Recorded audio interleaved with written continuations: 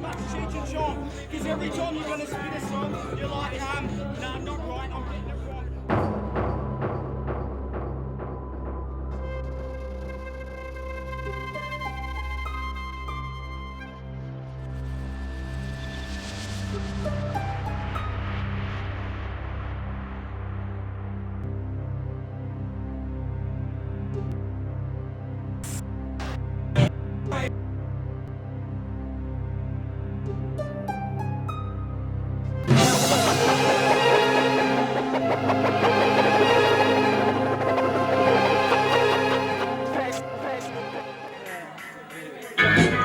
Welcome to Hobart, taking the Apple Island, the place where you actually get beer with a smile.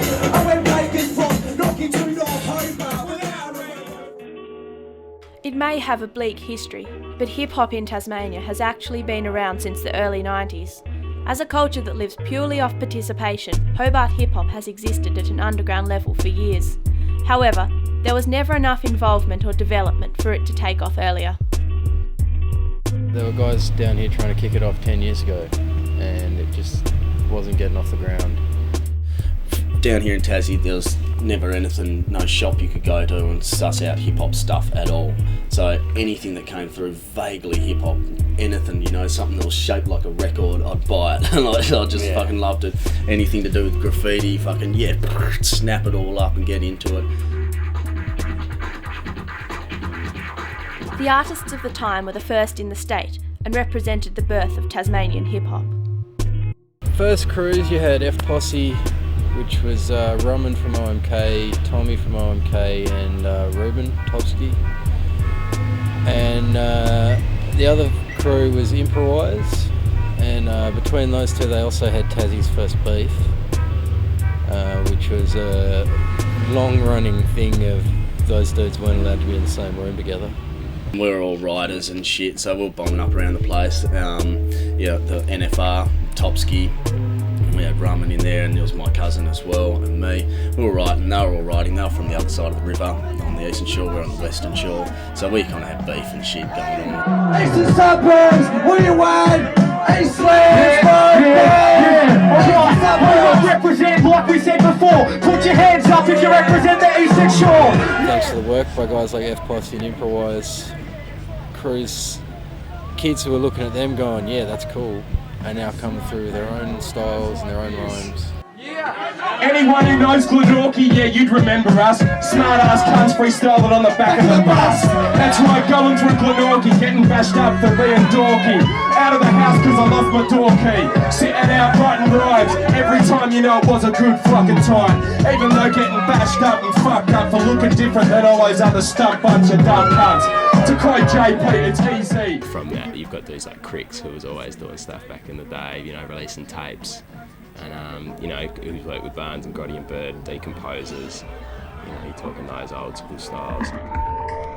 Between reality and perception, I get lost it seems, having difficulty distinguishing deception from my dreams, because everybody's got a take, but everybody's... When Rough Cut Records opened in 2001, it provided access to underground and Australian hip-hop, previously difficult to find. Hip-hop merchandise, vinyl and audio equipment were suddenly available, and it started the ball rolling for hip-hop in Hobart. Rough Cut Records has made a huge difference. They've got the contacts with the mainland acts to get the acts down here and get the interest on the mainland, and let mainland people know that Tassie exists.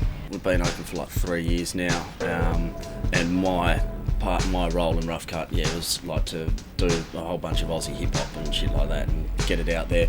And so it was, it's been a hub for everyone to be able to come into, you know, like I've met you guys, like a whole bunch of younger crew I've met through opening the store up and stuff, and for me it's just been phenomenal, like meeting all these dudes and shit and going, right, okay, you're into this, you're into that, cool man. And you know, like Grotty started up, he's like gone sick with his DJing and doing the open mic nights and stuff, and not saying we've got anything to do with that, but like I can just see it's all fucking snowballed on, you know, from when we opened up.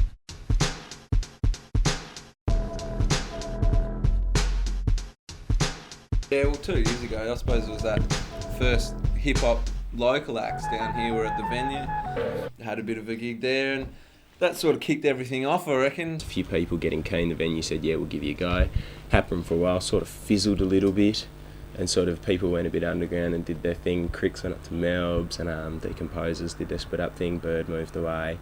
F Posse sort of split up and turned into other things, and then you had, you know, JP starting to come in making beats, and the OMK boys starting to happen.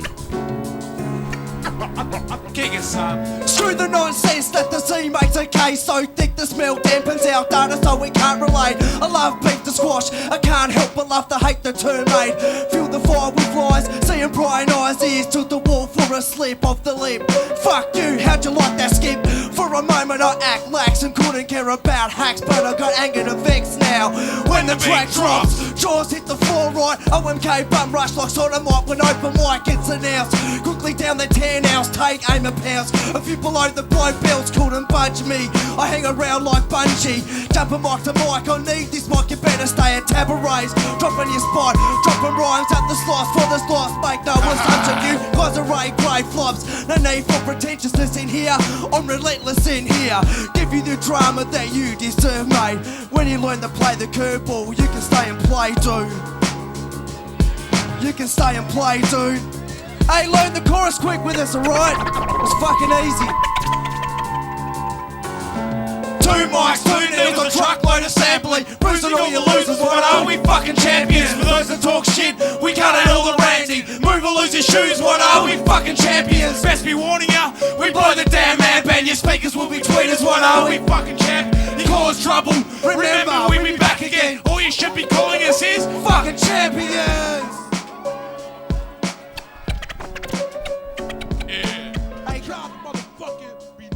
Hey guys.